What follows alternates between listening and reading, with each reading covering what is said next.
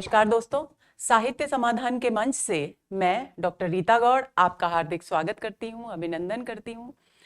दोस्तों, आज से हम सेकंड ग्रेड के पाठ्यक्रम पर आधारित एक नई श्रृंखला शुरू करने जा रहे हैं, क्योंकि सेकंड ग्रेड का जो एग्जाम है वो जुलाई में प्रस्तावित है। तो हमने सोचा क्यों ना सारी रचनाओं पर आधारित, क्योंकि हिंदी साहित्य के इतिहास पर बहुत सारे त्वरित दोहरान पहले ही हो चुके हैं, तो रचनाओं पर आधारित त्वरित दोहरान करने की योजना हमने बनाई, क्योंकि समय बहुत कम है। तो हम 3 सत्रों में जितनी भी रचनाएं सेकंड ग्रेड के पाठ्यक्रम में प्रस्तावित हैं उन पर आधारित महत्वपूर्ण प्रश्नों पर चर्चा करने वाले हैं, और इनके जरिए न केवल आप महत्वपूर्ण प्रश्नों को जानेंगे, बल्कि उस तरीके से ये प्रश्न तैयार किए गए हैं ताकि उस रचना की विषय वस्तु से संबंधित सारी जानकारी आपको मिल जाए। और आज के सत्र में हमने लिए हैं कबीरदास जी, सूरदास जी, तुलसीदास जी और मीराबाई। तो चलिए शुरू करते हैं आज का सत्र। आज के सत्र का सबसे पहला प्रश्न कबीरदास जी पर आधारित, निम्नलिखित में से कौन सी कबीर के काव्य की विशेषता नहीं है।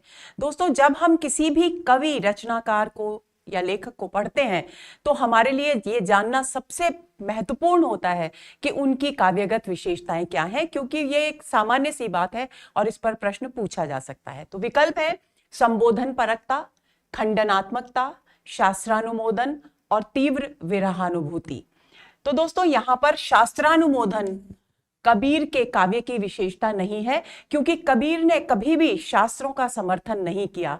उन्होंने हमेशा ये कहा, तू कहता कागद की लेखी, मैं कहता आंखिन की देखी। यानी मैं इस परिवेश में, इस समाज में आंखों से जो देखता हूं, यानी मैं अपने जीवन में जो कुछ अनुभव करता हूं वही मैं कहता हूं।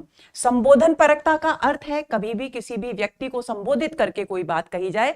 तो ऐसी बहुत सारे पद हैं कबीरदास जी के जहां उन्होंने संतों को संबोधित करके बात कही है, जैसे संतों भाई आई ज्ञान की आंधी रे, तो संबोधन करने की प्रवृत्ति वहां है। खंडन करने की जितनी भी बुरी प्रवृत्तियां समाज में हैं उन सब का खंडन करने की प्रवृत्ति भी हमें मिलती है, क्योंकि जब वे कहते हैं काकर पाथर जोर के मस्जिद लई चुनाए, ताचड़ बुल्ला बांग दे क्या बहरा हुआ खुदाए, तो बहुत उच्च स्वर में नमाज पढ़ने की प्रवृत्ति पर, प्रथा पर वे खंडन करते हैं, उस पर वे प्रहार करते हैं। तीव्र विरहानुभूति तो आप इस बात से ही समझ सकते हैं, क्योंकि उनका जो बीजक है उसमें विरह को अंग नाम से पूरी साखियों का संकलन किया गया है। तो इस प्रश्न का सही उत्तर हुआ सी, शास्त्रानुमोदन। आंसर हुआ सी। आगे चलें। दूसरा प्रश्न, लोचन अनत उघाड़िया अनत दिखावन हार। पंक्ति का अर्थ है, बहुत ही महत्वपूर्ण पंक्ति है, इसे आपको ध्यान में रखना है। ब्रह्म ए विकल्प है, ब्रह्म अनंत नेत्रों से सांसारिक गतिविधियों को देखता है। बी, गुरु के पास ब्रह्मा के समान अनंत और अलौकिक दृष्टि होती है जिससे वह शिष्यों को ज्ञान प्रदान करता है। सी, सद्गुरु की कृपा हो जाने पर कुछ भी अदृश्य नहीं रहता। और डी, सद्गुरु ने मेरे ज्ञान चक्षु खोलकर मुझे ब्रह्म के दिव्य स्वरूप के दर्शन कराए हैं।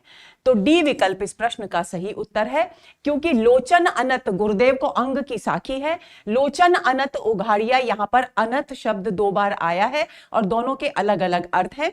तो इसका अर्थ, इस पंक्ति का सही अर्थ हुआ, सद्गुरु ने मेरे ज्ञान चक्षु यानी मेरे ज्ञान के नेत्रों को खोल दिया है। अनंत जो नेत्र हैं उघाड़ दिया है, खोल दिया है, यानी ज्ञान के नेत्र खोल दिए हैं और मुझे ब्रह्म के दिव्य स्वरूप के दर्शन कराए हैं। यानी अनंत का अर्थ है ब्रह्म का दिव्य स्वरूप दिखाया है। तो इस प्रश्न का सही उत्तर हुआ डी।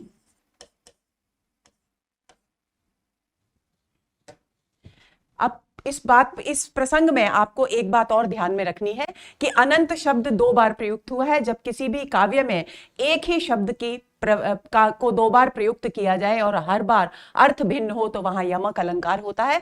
अतः यहां पर यमक अलंकार है, ये आपको भूलना नहीं है, क्योंकि इससे संबंधित प्रश्न भी पूछा जा सकता है। पहले अनंत का अर्थ क्या है, यह भी प्रश्न आ सकता है। पहला जो अनंत है उसका अर्थ है दिव्य दृष्टि, यानी ज्ञान के नेत्र अर्थात ज्ञान चक्षु, और दूसरे अनंत का अर्थ है ब्रह्म, यानी ब्रह्म का दिव्य स्वरूप, अलौकिक स्वरूप। ये बिंदु आपको भूलने नहीं है। अगले प्रश्न पर आते हैं। तू करता तू भया मुझ में रही न हूं, पंक्ति में रेखांकित वाक्यांश का क्या अर्थ है? यानी मुझ में रही न हूं का क्या अर्थ है, ये पूछा गया है प्रश्न में। ए, मैं अहंकार रहित हो गया। बी, मैं जन्म और मृत्यु के बंधन से मुक्त हो गया। सी, मुझे अब ब्रह्म का साक्षात्कार होने लगा है। डी, अब मुझे सांसारिक विषय वासनाएं पीड़ित नहीं करती।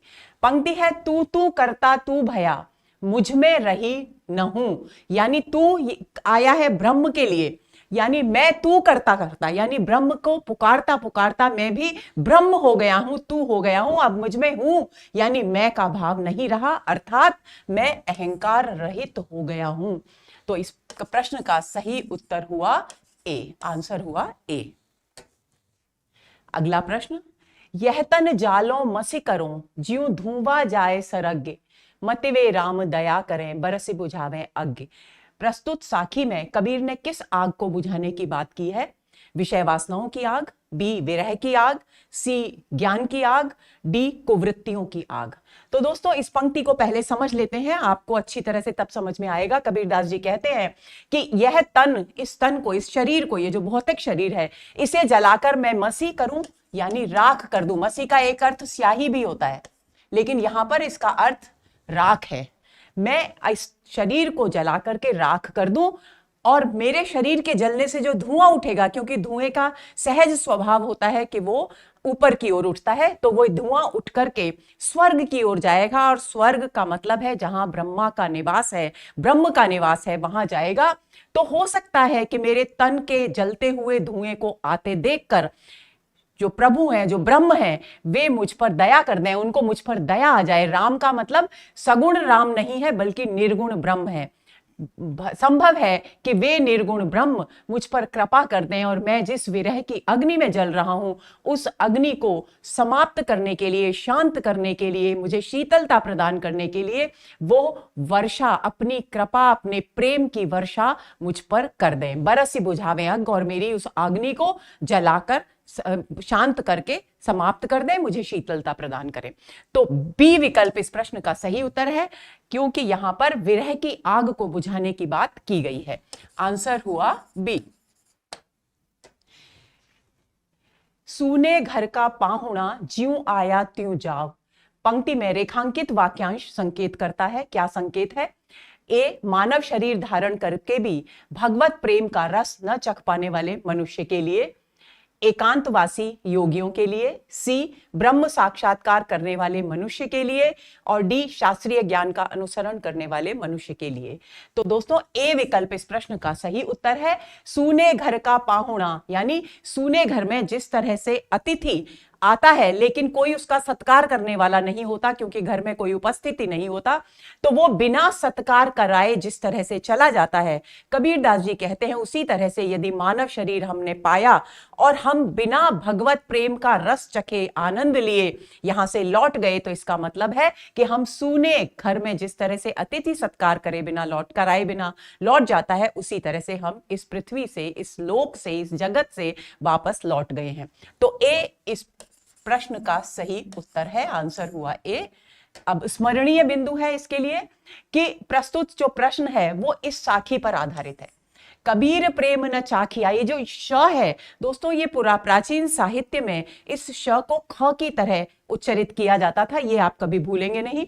कबीर प्रेम न चाखिया चखी न लिया साव, सूने घर का पाहुणा ज्यों आया त्यों जाव। यानी यहां कबीरदास जी कह रहे हैं कि हे मनुष्य, तूने मानव शरीर धारण करके भी भगवत प्रेम के रस को नहीं चखा। प्रेम न चाखिया, कौन सा प्रेम?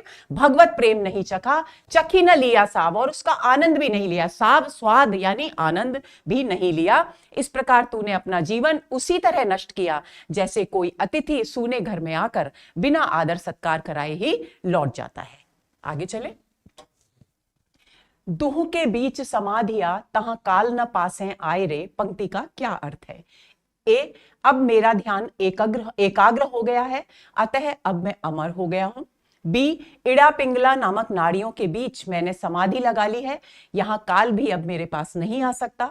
सी, मुझे परमात्मा की प्राप्ति हो गई है और मैं जन्म और मृत्यु के बंधन से मुक्त हो गया हूं। डी, मैंने समाधि द्वारा निर्गुण ब्रह्म का साक्षात्कार कर लिया है और अब मैं कालातीत हो गया हूं। पंक्ति है दुहु के बीच समाधिया तहाँ काल न पासे आए रे।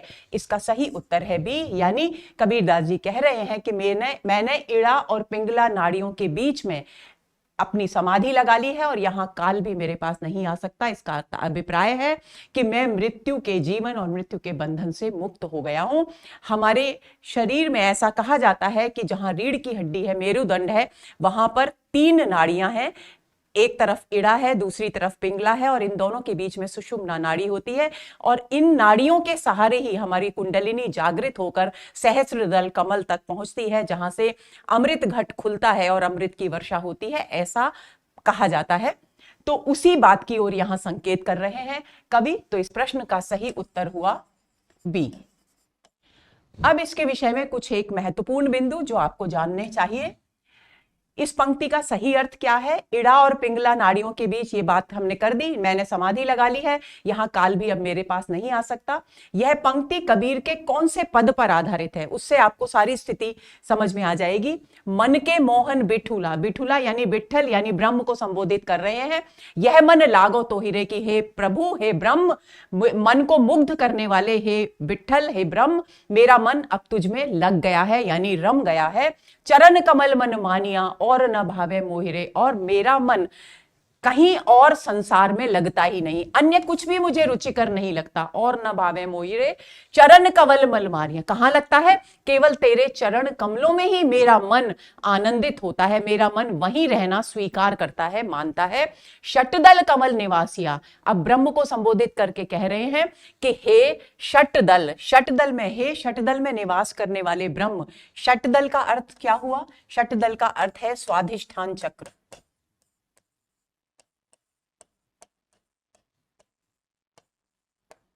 ऐसा माना जाता है दोस्तों कि हमारे शरीर में जो 7 चक्र हैं उनमें से एक स्वादिष्ठान चक्र है और वहां पर 6 पत्तियों वाला कमल है।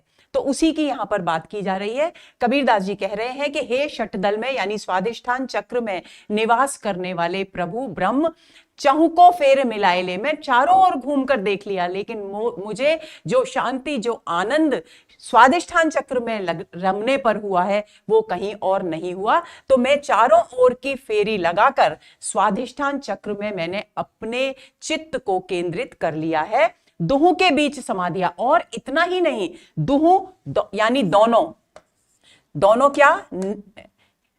दोनों नाड़ियां, इड़ा और पिंगला, इड़ा और पिंगला नाड़ियों के बीच मैंने समाधि लगा ली है, ध्यान लगा लिया है। अब मैं, काल भी मेरे पास नहीं आ सकता, यानी मैं जीवन और मृत्यु के चक्र से मुक्त हो गया हूं। आगे चले। सूरदास की भक्ति पद्धति का दार्शनिक आधार क्या है? द्वैतवाद, द्वैताद्वैतवाद, अद्वैतवाद या शुद्धाद्वैतवाद?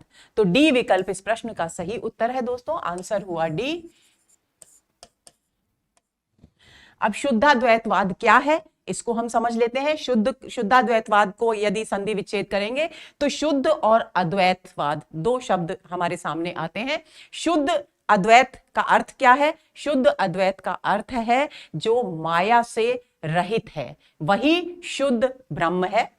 और इसके विषय में कुछ स्मरणीय बिंदु हैं जो आपको जानकारी होनी चाहिए। सूरदास की जो भक्ति पद्धति है उसका आधार शुद्धाद्वैतवाद है। इसका प्रवर्तन किसने किया? वल्लभाचार्य जी ने किया था। और माया रहित, ये जो शुद्धाद्वैतवाद है इसमें क्या माना जाता है? माया रहित शुद्ध ब्रह्म को जगत का कारण बताया गया है। पहली बात, माया से रहित जो शुद्ध ब्रह्म है उसे जगत का कारण बताया गया है। और उनके अनुसार माया रहित ब्रह्म ही एक अद्वैत तत्व है और सारा ये जो जगत है, जगत का प्रपंच है, उसी की लीला का विकास है। इसमें ब्रह्म को सत्य माना गया है, जगत को भी सत्य माना गया है, जबकि शंकर के अद्वैतवाद में ब्रह्म सत्य, जगत मिथ्या कहा जाता है। लेकिन यहां ब्रह्म भी सत्य है और जगत भी सत्य है। क्यों? क्योंकि जगत भी उसी शुद्ध ब्रह्म की लीलाओं का प्रसार है। साकार ब्रह्म, और क्या कहा गया है? साकार ब्रह्म अर्थात श्री कृष्ण की उपासना पर बल दिया गया है और जीव को ब्रह्म का ही अंश माना गया है। ये प्रमुख बिंदु हैं शुद्धाद्वैतवाद के, जिनको आपको स्मरण रखना चाहिए। आगे चलें। भ्रमर गीत के संदर्भ में निम्नलिखित में से कौन सा कथन असंगत है? यह विप्रलंब श्रृंगार की रचना है, बी, इसमें व्यंग्य एवं उपालंब की प्रवृत्ति दृष्टिगोचर होती है। सी, इसमें प्रेम व्यंजना एवं तन्मयता का गहरा रंग है। इसमें सगुण पर निर्गुण एवं भक्ति पर ज्ञान की विजय प्रतिपादित की गई है। तो दोस्तों डी विकल्प इस प्रश्न का सही उत्तर है, क्योंकि यहां असंगत कथन भ्रमर गीत के विषय में यही है, क्योंकि भ्रमर गीत में सगुण पर निर्गुण की विजय नहीं है, बल्कि निर्गुण पर सगुण की विजय है और ज्ञान पर भक्ति की विजय है। इस बात का प्रतिपादन वहां किया गया है, इसलिए यह कथन असंगत है। आंसर हुआ डी। अगला प्रश्न, श्री कृष्ण उद्धव के अति सुंदर श्यामल तन को देखकर क्यों पछताए? जब उद्धव श्री कृष्ण से मिलने जाते हैं तो वे देखते हैं कि इतना सुंदर इनका शरीर है, लेकिन मन ही मन पश्चाताप होता है। उसी प्रसंग पर आधारित है यह प्रश्न। ए, क्योंकि वह प्रेम योग को ही सर्वस्व समझते थे। बी, क्योंकि वे प्रेम योग की बातें करने पर निर्गुण योग की बातें करने लगते थे। सी, क्योंकि वे मथुरा में रहकर निर्गुण भक्ति का प्रचार करना चाहते थे। डी, क्योंकि वे गोपियों को अनपढ़ और अज्ञानी समझते थे। तो दोस्तों बी विकल्प इस प्रश्न का सही उत्तर है। वे श्री कृष्ण उद्धव के सुंदर श्यामल शरीर को देखकर, तन को देखकर इसलिए पछताए क्योंकि उनके पास शरीर आकृति बहुत सुंदर थी, शारीरिक सौंदर्य भरपूर था, लेकिन बुद्धि में निर्गुण ब्रह्म बसा हुआ था, और जब भी उनसे प्रेम योग की बातें करो तब वे निर्गुण ब्रह्म की चर्चा करने लगते थे।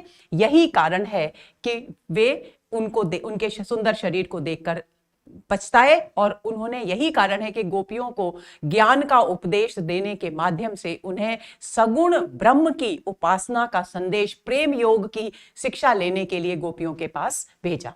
तो इस प्रश्न का सही उत्तर हुआ बी। अगला प्रश्न, जदुपति जोग जान जिए सांचो नयन आकाश चढ़ायो। पंक्ति में रेखांकित वाक्यांश का क्या अर्थ है? रेखांकित वाक्यांश है नयन आकाश चढ़ायो। ऑप्शंस हैं ए, कल्पना में डूबना, बी, उन्नति करना, सी, गर्वोन्नत होना, और डी, अनुमान लगाना। तो दोस्तों सी विकल्प इस प्रश्न का सही उत्तर है। गर्वोन्नत होना इसका सही उत्तर है। आंसर हुआ सी। अब इस पंक्ति को समझ लेते हैं। जदुपति यानी जदुपति कौन? अर्थात श्री कृष्ण, यादवों के स्वामी अर्थात श्री कृष्ण। श्री कृष्ण जब उद्धव से निर्गुण ब्रह्म की बातें करते हैं, यानी गोपियों के पास वे निर्गुण ब्रह्म का संदेश देने के माध्यम से, प्रेम का संदेश देने के लिए, प्रेम की सीख देने के लिए उद्धव को भेज रहे हैं, तो वे निर्गुण ब्रह्म की बातें करते हैं।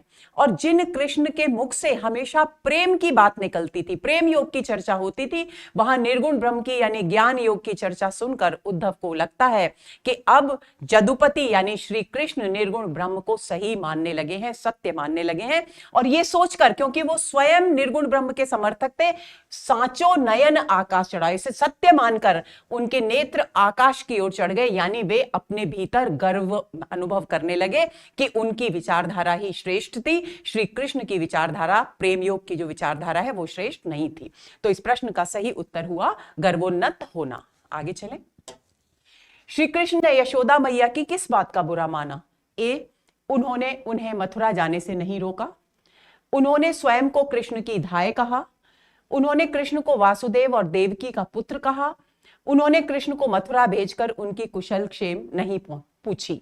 तो बी विकल्प इस प्रश्न का सही उत्तर है। दोस्तों श्री कृष्ण ने यशोदा मैया की किस बात का बुरा माना? क्योंकि उन्होंने कृष्ण को जब संदेश भेजा तो उन्होंने उसमें अपने आप को कृष्ण की धाय कहकर संबोधित किया। आंसर हुआ बी। और यही कथन जब देवकी को संदेश भेजती हैं यशोदा मैया, तब भी वे कहती हैं, हो तो धाय तिहारे सुत की मया करत ही रही हो, यानी हालांकि मैं तो तुम्हारे पुत्र की धाय हूं, इसलिए लेकिन फिर भी मुझ पर कृपा दृष्टि बनाए रखने। और इसी प्रकार का संदेश उन्होंने श्री कृष्ण के पास भिजवाया। तो श्री कृष्ण जो उन्हें मां की तरह मानते थे, मां के रूप में ही देखा उन्होंने हमेशा, धाय शब्द का प्रयोग उनको अच्छा नहीं लगा और ये इसी बात का उन्होंने बुरा माना। तो आंसर हुआ बी। स्मरणीय बिंदु, इस उत्तर की पुष्टि निम्न पंक्ति से होती है। वो पंक्ति कौन सी है? याको बिलगो बहुत हम मान्यो। श्री कृष्ण जब यशोदा मैया को संदेश भेजते हैं तब वो कहते हैं कि आपने जो हमको धाय कहकर पुकारा, याको बिलग, इसका हमने बहुत बुरा माना। बिलग यानी बुरा माना। हम मान्यो जो कहीं पठयोध्याय, कि आपने स्वयं को धाय कहकर हमें जो संदेश भेजा उसका हमने बहुत बुरा माना है। अगला प्रश्न, श्री कृष्ण ने माता यशोदा को उद्धव के साथ भेजे गए संदेश में क्या नहीं कहा? ए, यशोदा मैया हम दोनों भाई 4-5 दिन में लौट आएंगे।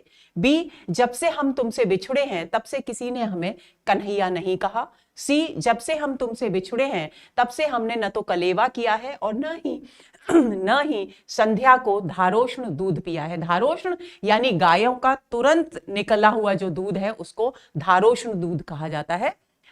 डी, हमें गोकुल से मथुरा आकर एक दिन भी सुख की नींद नहीं आई। तो दोस्तों हमने ए, श्री कृष्ण ने जब माता यशोदा को उद्धव के साथ संदेश भेजा तो उन्होंने ए, बी और सी तीनों ही संदेश दिए, तीनों ही बातें कही, लेकिन उन्होंने डी विकल्प नहीं कहा। यानी उन्होंने यह नहीं कहा अपने संदेश में कि गोकुल से मथुरा आकर हमें एक दिन भी सुख की नींद नहीं आई। उन्होंने धारोष्ण दूध की बात की, कलेवा न करने की बात की, कन्हैया नहीं कहा किसी ने हमको प्रेम से, ये भी उन्होंने कहा, और हम दोनों भाई 4-5 दिन बाद लौट आएंगे, ये भी संदेश उन्होंने भेजा। तो इस प्रश्न का सही उत्तर हुआ डी, आंसर हुआ डी।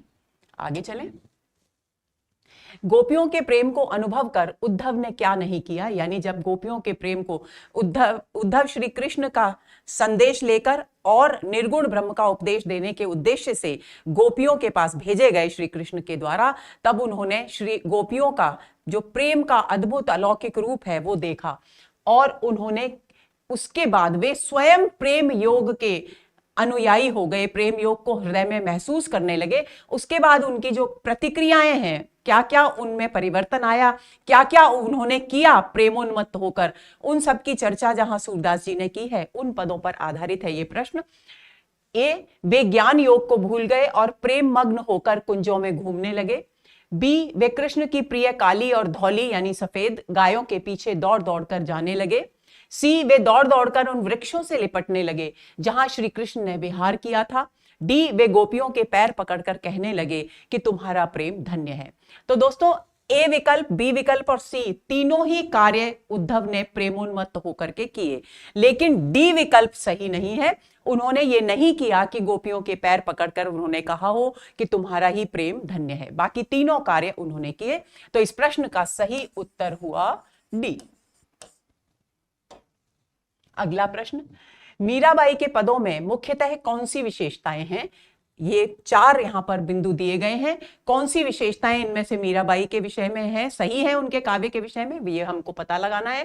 पहला है अपूर्व भाव विह्वलता, दूसरा रहस्यानुभूति, तीसरा आत्मसमर्पण, और चौथा भगवत विरह की उत्कट अभिव्यक्ति। तो दोस्तों अपूर्व भाव विह्वलता उनके काव्य में मिलती है, लेकिन रहस्यानुभूति मीरा के काव्य की विशेषता नहीं है क्योंकि उनका बहुत ही सहज काव्य है।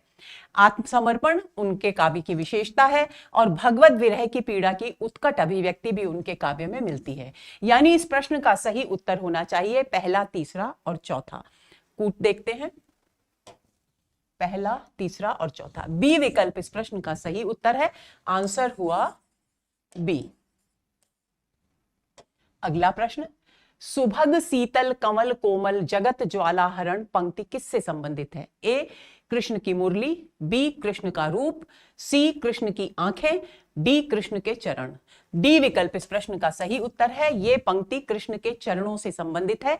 मीराबाई कह रही है उनके चरणों को, श्री कृष्ण के चरणों की महिमा का गुणगान करते हुए कि सुभग शीतल कमल कोमल, कि उनके जो चरण हैं श्री कृष्ण के, वे कमल के समान कैसे हैं? सुंदर हैं, शीतलता प्रदान करने वाले हैं, कोमल हैं, और जगत की ज्वाला, जगत के जो ताप हैं 3 प्रकार के, दैहिक, दैविक, भौतिक, उन तापों का हरण करने वाले हैं। तो ये पंक्ति श्री कृष्ण के चरणों से संबंधित है। तो इस प्रश्न का सही उत्तर हुआ डी। अगला प्रश्न, अच्छा स्मरणीय बिंदु भी देख लीजिए। प्रस्तुत पंक्ति मीरा पदावली से ली गई है। इसमें मीराबाई कृष्ण के चरणों को संबोधित कर रही हैं। यह पंक्ति इस प्रकार है, मन थे परस हरि रे चरण। जहां कुछ जगह पर यहां पर रे शब्द भी मिलता है, लेकिन शंभू सिंह मनोहर की जो रचना है जो हमारे पाठ्यक्रम में प्रस्तावित है उसमें यही पंक्ति इस प्रकार है।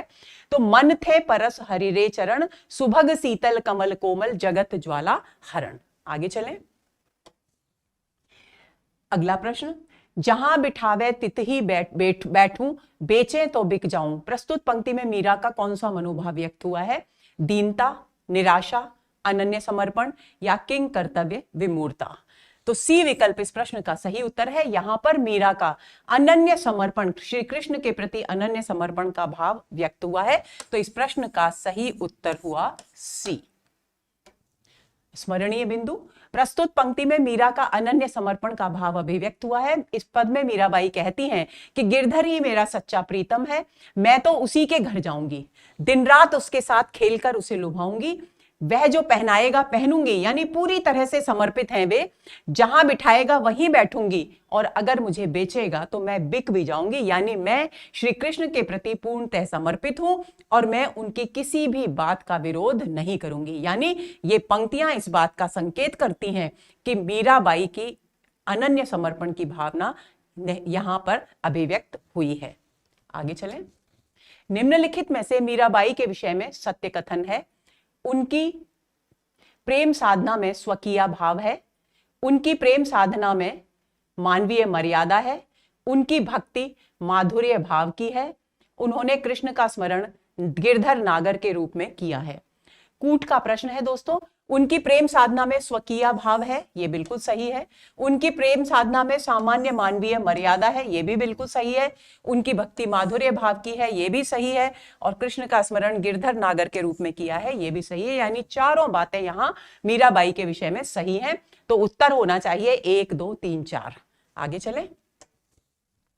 1 2 3 4 यानी डी विकल्प इस प्रश्न का सही उत्तर है। आंसर हुआ डी। आगे चलते हैं। अगला प्रश्न, बड़े घर ताली लागी रे, पंक्ति का क्या अर्थ है? ए, ईश्वर प्राप्ति के मार्ग में अनेक बाधाएं हैं, ईश्वर प्राप्ति का मार्ग अवरुद्ध हो गया है। सी, ईश्वर से मेरा संबंध जुड़ गया है। डी, अब मैं भगवत कीर्तन में डूबकर संसार को भूल गई हूं। तो दोस्तों सी विकल्प इस प्रश्न का सही अर्थ है। इस पंक्ति का बड़े घर ताली लागी रे, मीराबाई इस पद में अपनी सखी को संबोधित करके कह रही हैं कि बड़े घर से यानी ब्रह्म के यानी ईश्वर के घर से मेरी ताली लग गई, यानी मेरा तार जुड़ गया है, मेरा संबंध जुड़ गया है। तो इस प्रश्न का सही उत्तर हुआ सी। आगे चलें। मीरा ने हरि के चरणों को त्रिविध ज्वालाहरण क्यों कहा है? यह 3 प्रकार की अग्नि से युक्त है, यह सांसारिक विषय वासनाओं से मुक्ति दिलाने वाले हैं, यह दैहिक दैविक और भौतिक तापों का नाश करने वाले हैं, ये तीनों लोगों के सौंदर्य को लज्जित करने वाले हैं। तो दोस्तों सी विकल्प इस प्रश्न का सही उत्तर है। इसकी चर्चा एक प्रश्न में और आ चुकी है, जहां पर मीराबाई ने श्री कृष्ण के चरणों की विशेषताएं उद्घाटित की हैं। तो त्रिविध ज्वाला हरण, यहां पर 3 प्रकार की ज्वालाओं का हरण करने वाला चरणों को, श्री कृष्ण के चरणों को इसलिए कहा है मीरा ने क्योंकि वो संसार के दैहिक दैविक और भौतिक तीनों प्रकार के तापों को नष्ट करने वाले हैं। तो इस प्रश्न का सही उत्तर हुआ सी। स्मरणीय बिंदु, प्रस्तुत प्रश्न मीरा के पद मन थे परस हरि रे चरण, सुभग शीतल कमल कोमल त्रिविध ज्वाला हरण, वही इस पर आधारित एक प्रश्न और कर चुके हैं हम, पर आधारित है। इसमें मीराबाई अपने मन से हरि के चरणों को स्पर्श करने के लिए कह रही हैं। क्यों कह रही हैं? क्योंकि ये चरण सुंदर है, शीतल है, कमल के समान कोमल है और संसार के तीनों प्रकार के जो ताप हैं, दैहिक दैविक भौतिक, उन तापों का हरण करने वाले हैं। आगे चलें। अगला प्रश्न, बंदौ संत समान चित हित अनहित नहीं कोय, अंजलि गत शुभ सुमन जिमि सुगंध कर दोए, प्रस्तुत पंक्तियों के विषय में कौन सा कथन असंगत है? ए, इन पंक्तियों में संतों की वंदना की गई है। बी, इन पंक्तियों में संतों की समदर्शी दृष्टि को अंजलि में रखे फूल के समान बताया गया है, जो दोनों हाथों को समान भाव से सुगंध प्रदान करता है। इन पंक्तियों में रूपक अलंकार है, यह पंक्तियां दोहा छंद में निबद्ध है। अब हमें इन पंक्तियों के विषय में असंगत कथन छांटना है। तो दोस्तों सी विकल्प इस प्रश्न का सही उत्तर है, क्योंकि यहां पर रूपक अलंकार नहीं है बल्कि उपमा अलंकार है। जिमी वाचक शब्द जहां आता है वहां पर उपमा अलंकार होता है।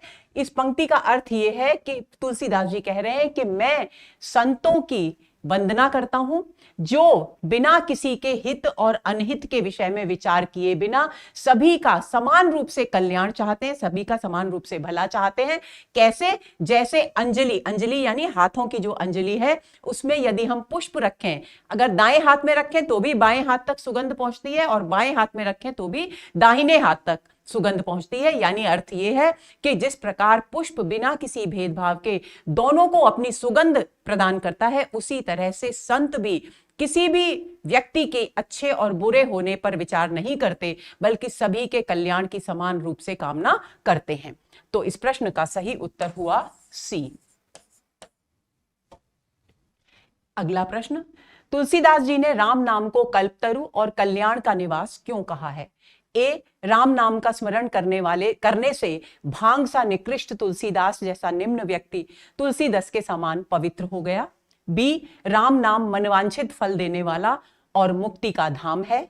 सी, राम नाम के प्रभाव से अनेक मनुष्यों का उद्धार हो गया है। डी, राम ने लोक कल्याण हेतु मानव शरीर धारण किया। तो राम नाम को तुलसीदास जी ने कल्पतरु, कल्पतरु क्या होता है? कल्पतरु होता है जिसके नीचे खड़े होकर हम जो भी कामना करते हैं उस कामना को कल्प वृक्ष कल्पतरु पूरा करता है। तो राम का नाम कल्प वृक्ष के समान है। क्यों? क्योंकि वो सभी की कामनाओं को पूरा करता है। तो राम का नाम स्मरण करने से भांग, यहां पर क्यों कहा है तुलसीदास जी ने? क्योंकि ए विकल्प इस प्रश्न का सही उत्तर है। क्योंकि तुलसीदास जी कहते हैं कि मैं भांग के समान निकृष्ट प्राणी था, लेकिन राम का नाम का जप करने के कारण उसके फलस्वरूप मैं तुलसी दल, तुलसी के पत्ते के समान पवित्र हो गया हूं।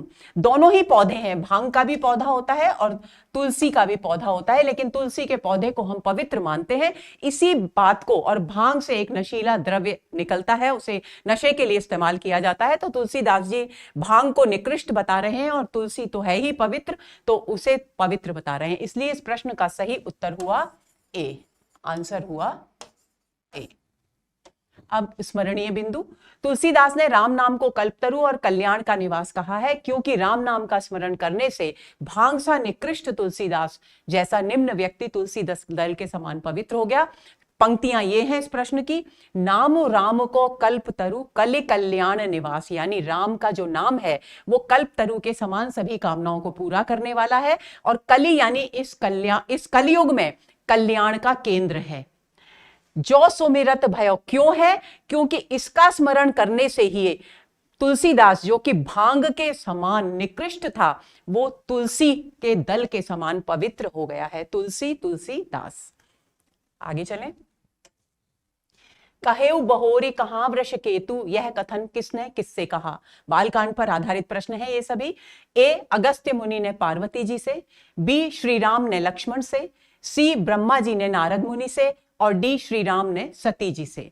तो डी विकल्प इस प्रश्न का सही उत्तर है। श्री राम ने ये कथन सती जी से कहा। प्रसंग इसका यूं है दोस्तों कि सती जी, शिव जी और सती जी दोनों बैठकर बातें कर रहे थे और शिव जी ने बताया कि ये जो वन में उस समय सीता जी का हरण हो चुका था और श्री राम उनके खोज में विलाप करते हुए घूम रहे थे।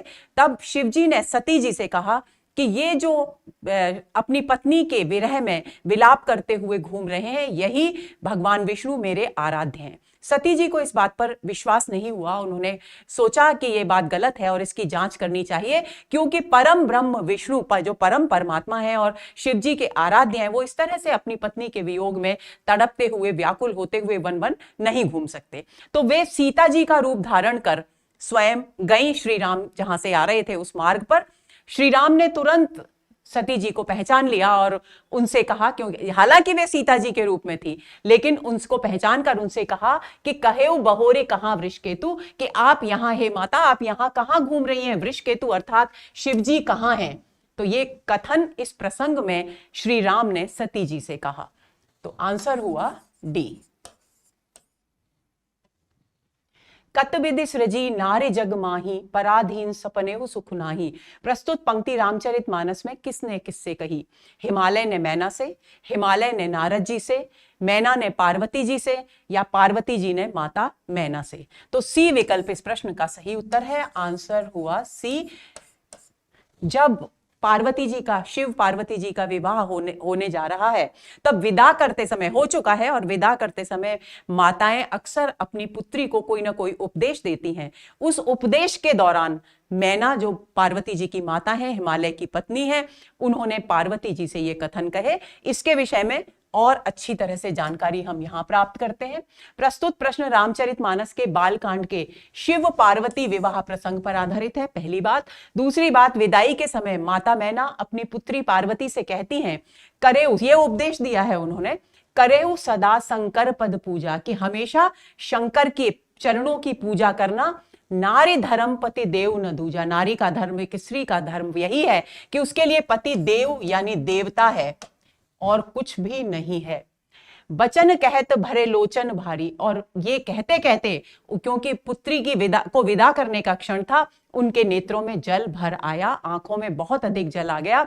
बहुरी लाई उर लीन कुमारी, और उन्होंने कसकर फिर से एक बार कुमारी को यानी पार्वती जी को अपने सीने से लगा लिया और फिर बोली, कतविद सृजी नारी जगमाही, पराधीन सपने हु सुख नाही, कि भगवान ने, विधाता ने इस संसार में जाने नारी का सृजन किस प्रकार किया, क्योंकि पराधीन को सपने में भी सुख नहीं मिलता। उन्हें लग रहा है कि वे कितनी विवश हैं यहाँ पर, कि वे एक माता होकर अपनी पुत्री को विदा कर रही हैं। अति भय अति प्रेम बिकल महतारी, और ऐसा कहकर वे पुत्री के प्रेम में महतारी यानी मां बहुत अधिक विकल यानी व्याकुल हो गई। लेकिन उन्हें तुरंत ध्यान आया कि पुत्री की विदाई का क्षण है, एक शुभ क्षण है, इस समय आंसू बहाना उचित नहीं है, और इसलिए धीरज कीन को समय विचारी कि यहाँ पर अश्रु प्रवाह करना, इस तरीके से बिलख बिलख कर रोना अशुभ हो जाएगा, ये विचार करके उन्होंने धैर्य धारण किया। इन पंक्तियों पर आधारित है ये प्रश्न। आगे चले। को मुखहीन विपुल मुख काहू, बिनु पद कर को बहुपद बाहू, विपुल नयन को नयन विहीना, रिष्ट पुष्ट को अति तन खीना। इन पंक्तियों में किसका वर्णन किया गया है? ए वानर सेना का, बी राक्षसों का, सी शिवजी का, डी शिवजी की बारात का। तो दोस्तों डी विकल्प इस प्रश्न का सही उत्तर है। शिवजी की जब बारात आती है उसका बहुत सुंदर खूबसूरत वर्णन तुलसीदास जी रामचरितमानस में करते हैं, और उनमें से ही ये पंक्तियां हैं। यहां तुलसीदास जी कह रहे हैं को मुखहीन, कि शिवजी के जो गण थे, बाराती जो आए थे शिवजी के साथ, उनमें से किसी के मुख नहीं था, और किसी के विपुल मुख काहू, किसी के बहुत सारे मुख थे। बिनु पद कर, कोई बिना हाथ पैरों का था। को बहुपद बाहु, किसी के बहुत सारे पैर थे और बहुत सारी भुजाएं थी। विपुल नयन, किसी के बहुत सारे नेत्र थे। को नयन विहीना, और कोई बिल्कुल ही नेत्रहीन था। रिष्ट पुष्ट को, और कोई बहुत रिष्ट पुष्ट बलवान ताकतवर मोटा तगड़ा था। अति तन खीना, तो कोई बहुत ही दुर्बल शरीर वाला था। तो ये पूरा शिवजी के बारात में आए जो गण थे उनका वर्णन यहां किया गया है। तो इस प्रश्न का सही उत्तर हुआ डी। अब स्मरणीय बिंदु क्या ध्यान रखना है कि यदि विकल्प में शिवजी की बारात हो ही नहीं और शिवजी के गण हो दोस्तों, तो शिवजी के गण पर ही सही निशान लगाना है। अगर बारात है, दोनों विकल्प एक साथ नहीं आएंगे। बारात है तो सबसे पहला उत्तर बारात होना चाहिए, बारात नहीं है तो शिवजी के गण पर चिन्हित करना है, क्योंकि शिवजी की बारात में उनके गण ही थे। आगे चले। पर सत पद पावन शोक नसावन, प्रकट भई तब पुंज सही। पंक्ति किससे संबंधित है? ए अहिल्या के उद्धार से, बी शबरी की भक्ति से, सी पार्वती जी के भ्रम से, डी मैना की व्याकुलता से। तो दोस्तों ए विकल्प इस प्रश्न का सही उत्तर है। अहिल्या के उद्धार से ये पंक्ति संबंधित है। जब विश्वामित्र जी के साथ राम और लक्ष्मण जा रहे हैं तब रास्ते में एक शिला दिखाई देती है और विश्वामित्र जी श्री राम से कहते हैं कि अपने चरणों से इसका स्पर्श कर दो। तो वो जैसे ही चरणों से स्पर्श करते हैं, पर सत पद पावन, पवित्र चरणों के स्पर्श से अहिल्या जो पत्थर बन गई थी अपने पति के शाप के कारण, उसका सारा शोक नष्ट हो जाता है और वो तपस्विनी एक स्त्री के रूप में प्रकट हो जाती है। तो इस प्रश्न का सही उत्तर हुआ ए। अगला प्रश्न। तेहि अवसर सुनि शिव धनु भंगा, आयो भृगुकुल कमल पतंगा। प्रस्तुत पंक्ति में रेखांकित शब्द किसके लिए प्रयुक्त हुआ है? ए श्री राम के लिए, बी परशुराम के लिए, सी विश्वामित्र के लिए, डी शिवजी के लिए। तो दोस्तों बी विकल्प इस प्रश्न का सही उत्तर है। यहां पर भृगुकुल कमल पतंगा जो शब्द वाक्यांश है वो किसके लिए है? परशुराम जी के लिए है। तो आंसर हुआ बी। अब स्मरणीय बिंदु, इसको अच्छी तरह समझ लेते हैं। प्रस्तुत पंक्तियां तुलसीकृत रामचरितमानस के कौन से प्रसंग से हैं? धनुष यज्ञ प्रसंग से है। धनुष यज्ञ प्रसंग कौन सा है? जब श्री राम धनुष का भंग करते हैं, धनुष तोड़ते हैं और शिव जी राजा जनक जी ने सीता जी के विवाह के लिए स्वयंवर आयोजित किया है, उस प्रसंग को धनुष यज्ञ प्रसंग कहा जाता है। परशुराम जी का कुल भृगुकुल है, इसलिए उन्हें भृगुकुल का पतंग यानी सूर्य कहा गया है। उस भृगुकुल को कमल के समान मानकर कवि ने परशुराम जी को पतंगा अर्थात सूर्य के समान बताया है। तात्पर्य है कि जिस प्रकार सूर्योदय होने पर कमल के फूल खिल उठते हैं, उसी प्रकार भृगुकुल में परशुराम जी के अवतरित होने पर भृगुकुल खिल उठा अर्थात उसका गौरव बढ़ गया। तो यहां पर भृगुकुल पतंगा जो वाक्यांश है वो परशुराम जी के लिए प्रयुक्त हुआ है।